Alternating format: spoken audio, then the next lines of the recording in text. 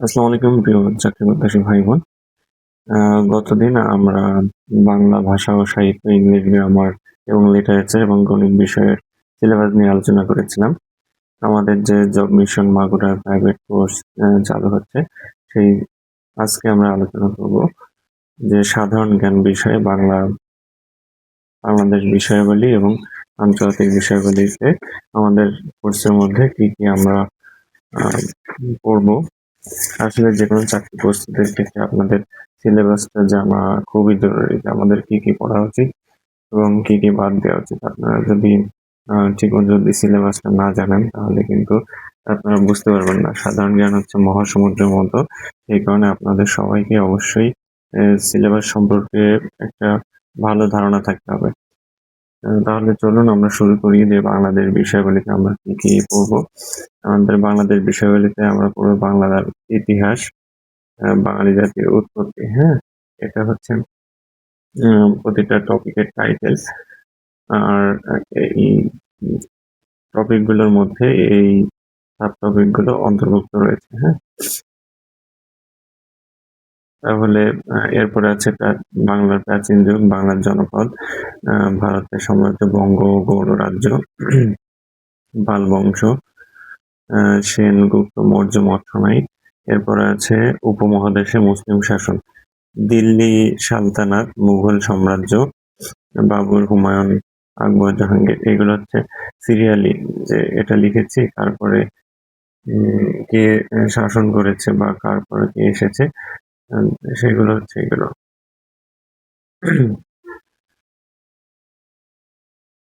এরপরে আছে সুরসা, বাংলা তুর্কি শাসন, ফকির ফখরুদ্দিন মোবারক শাহ, শামসুদ্দিন ইলিয়াস শাহ, আলাউদ্দিন হোসেন শাহ। এরপরে নুসরত শাহ, বারো ভূঁইয়াদের ইতিহাস, বাংলা সুবেদারি শাসন, বাংলায় নবাবী শাসন। এরপরে আছে ব্রিটিশ শাসন আমলে বাংলা, ব্রিটিশরা বাংলাতে কিভাবে শাসন করেছে সেইগুলো।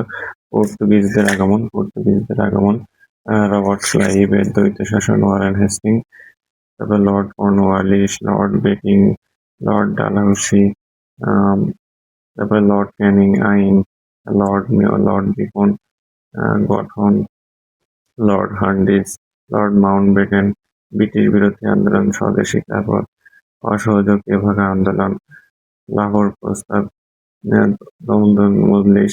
মানে এই টপিক গুলো যে ব্রিটিশ শাসনামলে 1929 থেকে 1947 পর্যন্ত কি কার্যক্রম গুলো হয়েছে সেইগুলো কিন্তু এখানে ইনক্লুড করার চেষ্টা করেছি। এরপরে আছে পাকিস্তান আমল আমাদের রয়েছে ভাষা আন্দোলন, 6 দফা, এরপরে 69 গণঅভ্যুত্থান, 70 নির্বাচন।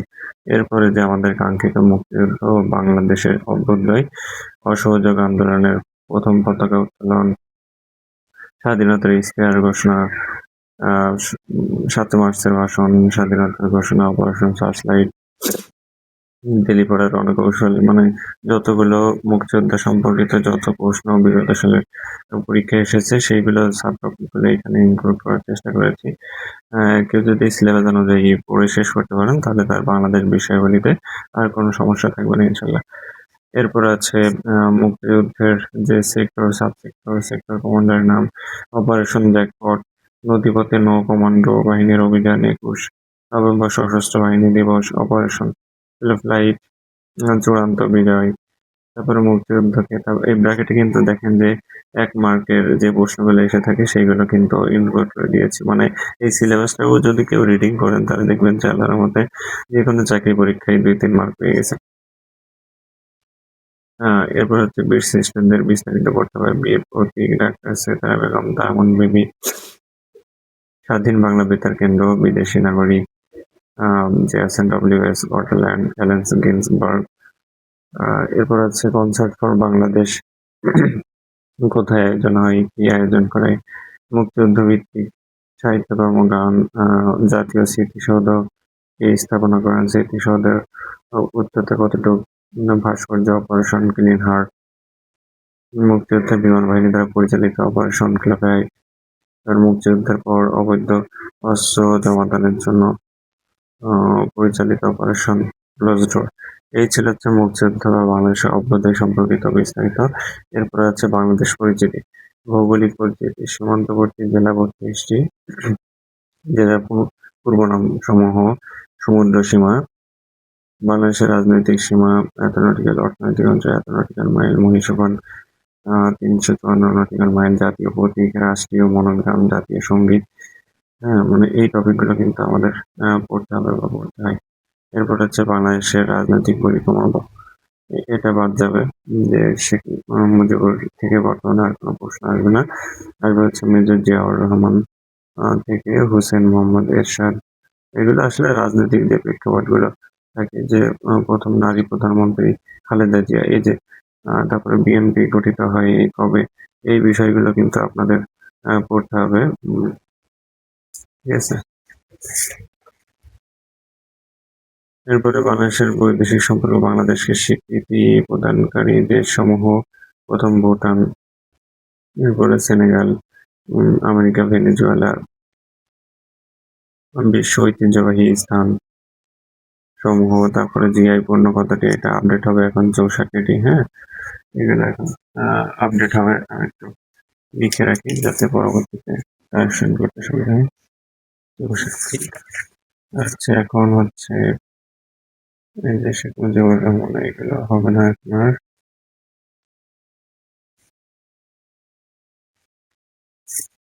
সামাজিক সম্পর্কিত কোনো প্রশ্ন এখন পরীক্ষাতে আসবে না।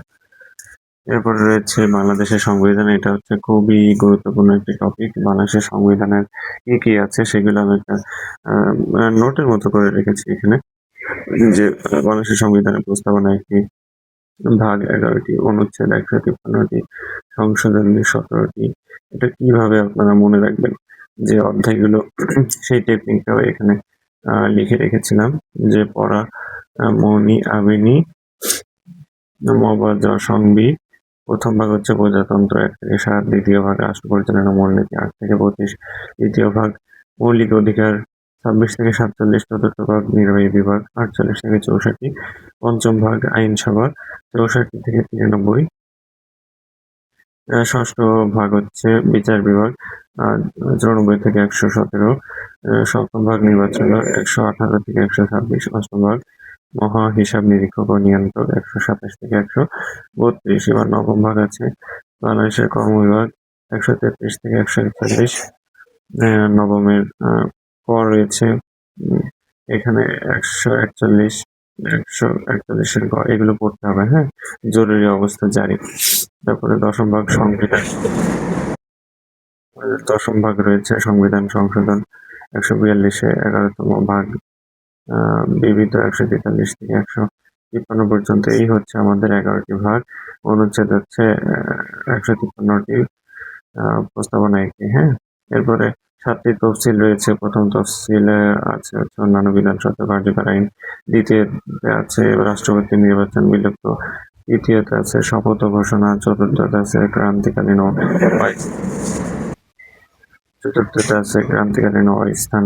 অস্থায়ী বিধানাবলী, পঞ্চম আছে ৭ মার্চের ভাষণ, ষষ্ঠ আছে ২৫ মার্চ মধ্যরাতে স্বাধীনতার ঘোষণা।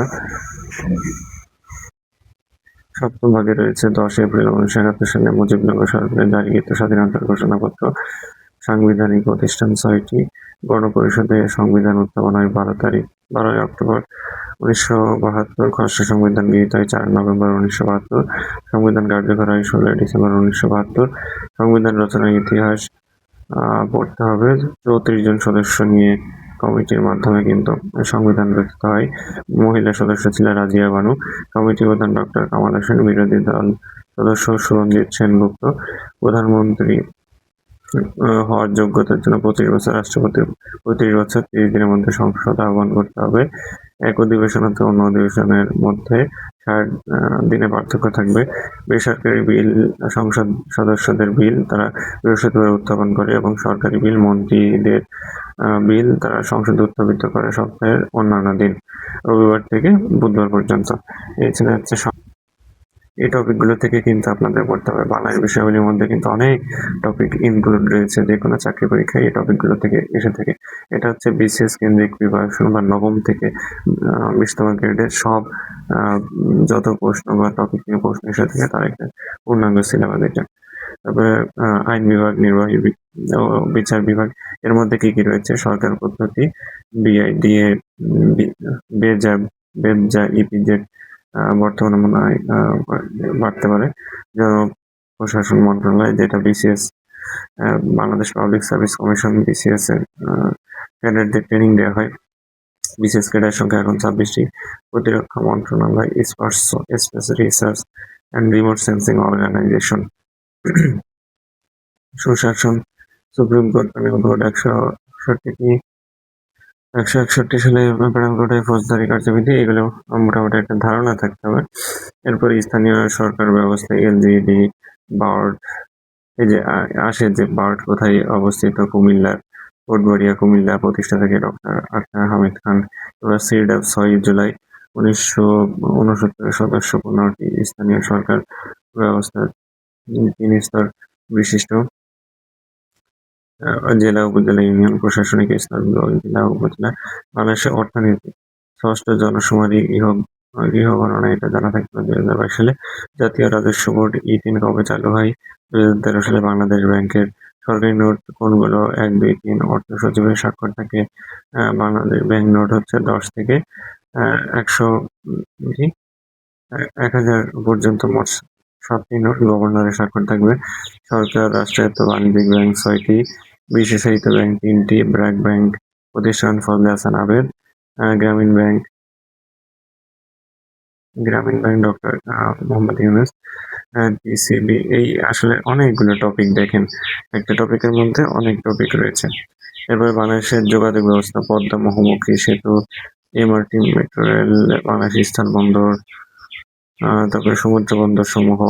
বিজ্ঞানের মধ্যে রয়েছে বঙ্গবন্ধু স্যাটেলাইট থেকে এখন আর খুব বেশি আসবে না, নাম চেঞ্জ হয়েছে। ডাক যোগাযোগ, ভূ উপগ্রহ কয়টি?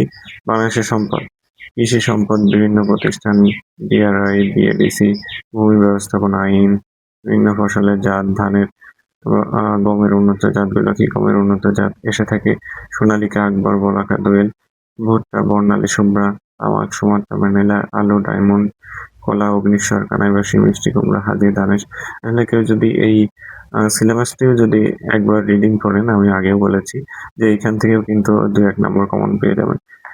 ভুট্টা হচ্ছে বর্ণালী, শুভ্রা ভুট্টা উন্নত জাত, তামাকের উন্নত জাত সুমাত্রা, ম্যানিলা, আলুর উন্নত জাত ডায়মন্ড, অগ্নিশ্বর, কানাইবাসী, মিষ্টি কুমড়া, হাজি, দানেশ। মৎস্য প্রাণী সম্পদ, খনিজ সম্পদ, গ্যাস, প্রথম উৎপাদিত হয় হরিপুর, সিলেট 1957 সাল থেকে। উত্তরেশ্বরাই, কয়লা আর বড় মজুদ রয়েছে দিনাজপুর, বড় পুকুরিয়া, লোহা, হাকিমপুর, চীনামাটি। আসলে দেখেন আমি ছোট্ট করে নোটের মতো করে রেখেছি, আপনারা এইভাবে পড়ার সময় যদি নোট করে রাখেন তাহলে ইনশাল্লাহ উপকৃত হবেন। এরপরে হচ্ছে মেগা প্রকল্প, পারমাণবিক বিদ্যুৎ প্রকল্প 2400 মেগাওয়াট উৎপন্ন হয় পাকশি গ্রামের ঈশ্বরদী উপজেলা, পাবনা জেলায় অবস্থিত। সার কারখানা, জাহাজ নির্মাণ শিল্প, সিমেন্ট শিল্প, বিএসটা, এই টপিকগুলো কিন্তু আপনাদের পড়তে হবে। এরপরে আমরা আসি যে আসলে দেখেন এক বাংলাদেশ বিষয়াবলীতে কতগুলো টপিক রয়েছে। এরপরে বন ও পরিবেশ, সুন্দরবন নিয়ে প্রশ্ন আসতে পারে। ক্রান্তীয় হরিত ক্রান্তীয়, পতনশীল গাছ, কাঁচামাল, পেন্সিল তৈরির প্রধান উপাদান ধুন্দুল থেকে পেন্সিল তৈরি হয়। দিয়াশুলাই, গেওয়া, শিমুল, কাগজ, সুন্দরী, সুনীল। অর্থনীতি পড়তে হবে। এরপর রয়েছে বাংলাদেশের জলবায়ু ও দুর্যোগ, বাকল্যান্ড ব্যান্ড বুড়িগঙ্গা নদীর উপর অবস্থিত। বাংলাদেশের ভূপ্রকৃতি, টারশিয়ারি যুগের পাহাড়, কোন কোন অঞ্চল নিয়ে টারশিয়ারি যুগের পাহাড় অঞ্চল অবস্থিত এখানে লেখা আছে। উচ্চতম পর্বতশৃঙ্গ কোনটি? তাজিং-ডং। বিজয় আরেক নাম। রুমা বান্দরবানে অবস্থিত। উচ্চ পাহাড় সমূহ হচ্ছে গারো, ময়মনসিংহ, প্লাইস্টোসিন কালের সোপান সমূহ কোথায় কোথায় অবস্থিত। এখানে কিন্তু দেখেন শর্টকাট অনেক বিষয় কিন্তু অ্যাড করে রেখেছি। পানি সম্পদ মন্ত্রণালয়, উল্লেখযোগ্য বিল ও হাওড় নদী এর উৎপত্তি স্থান, শাখা, সমুদ্র সৈকত। এরপরে দ্বীপ রয়েছে কোথায় কোথায়, কোন দ্বীপ অবস্থিত। এরপরে হচ্ছে বাঙালি সংস্কৃতি ও শিল্পকলা, উল্লেখযোগ্য গানের গীতিকার, সুরকার, এগুলো পড়তে হবে আমাদেরকে। তারপরে ভাস্কর্য, কোথায় কোনটি অবস্থিত, কে করেছেন। এখানে শর্টকাট লিখেছি যে সাবাস বাংলাদেশ কুণ্ডু তৈরি করেছেন রাজশাহী বিশ্ববিদ্যালয়ের সংরক্ষক হামিদুজ্জামান, মিনাল হক, নবির আহমেদ। এগুলো কিন্তু আপনাদের পড়তে হবে। একুশে পদক, স্বাধীনতা পদক পড়তে হবে। এরপরে বাংলাদেশের প্রত্নস্থল ওয়ারী বটেশ্বর কোথায় অবস্থিত? কুণ্ডনগর কোথায় অবস্থিত? ওয়ারী বটেশ্বর নরসিংদীতে অবস্থিত। কুণ্ডনগর মহাস্থানগড়ের পূর্ব নাম কুণ্ডনগর। করতোয়া নদীর পাড়ে অবস্থিত। মহাস্থানগড় বগুড়ায় অবস্থিত।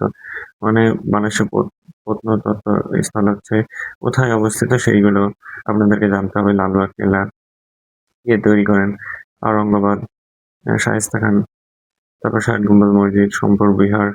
এরপরে বাংলাদেশের খেলাধুলা ক্রিকেট, যে প্রথম ক্রিকেটের বাংলাদেশের টেস্ট ক্রিকেটের মর্যাদা কবে অর্জন করে ওয়ানডে ক্রিকেটে। তারপরে বাংলাদেশের প্রথম জাতীয় দলের অধিনায়ককে, প্রথম শতককে অর্জন করে, এই বিষয়গুলো আপনাদের জানতে হবে। এরপরে বাংলাদেশের শিক্ষা ব্যবস্থা, শিক্ষা কমিশন, প্রাথমিক শিক্ষা অধিদপ্তর, মাধ্যমিক শিক্ষা অধিদপ্তর, শিক্ষা মন্ত্রণালয়, বিভিন্ন বিশ্ববিদ্যালয় সম্পর্কে জানতে হবে। ক্ষুদ্র নৃগোষ্ঠী, এটি খুবই ইম্পর্টেন্ট। এখান থেকে এই প্রশ্ন এসে থাকে যে বড় ক্ষুদ্র নৃগোষ্ঠী কোনটি? চাকমা। তারপর চাকমাদের উৎসব কোনটি? বিজু। ভাষা কোনটি? গ্রামকে কি বলা হয়? গ্রাম প্রধানকে কি বলা হয়?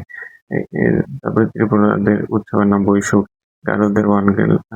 রাখাইনদের সাংগ্রাং। এরপরে স্বাধীনতা পদক, একুশে পদক, সাম্প্রতিক ঘটনার সময়। এই ছিল হচ্ছে বাংলাদেশ বিষয়াবলী। তাহলে দেখেন বাংলাদেশ বিষয়াবলীতে টপিক আমরা 26টির মধ্যে সাব টপিকগুলো কতগুলো, এই বিষয়গুলো কিন্তু আপনাদের জানতে হবে। যাই হোক, সকলের জন্য অনেক দোয়া এবং শুভকামনা থাকলো। যারা আমাদের প্রাইভেট কোর্সে ইনশাল্লাহ অংশগ্রহণ করবেন, আমরা সব টপিকগুলো এইভাবে ধরে ধরে শেষ করবো ইনশাল্লাহ। সকলে ভালো থাকবেন, সুস্থ থাকবেন। আসসালামু আলাইকুম ওয়া রাহমাতুল্লাহি ওয়া বারাকাতুহু। আল্লাহ হাফেজ।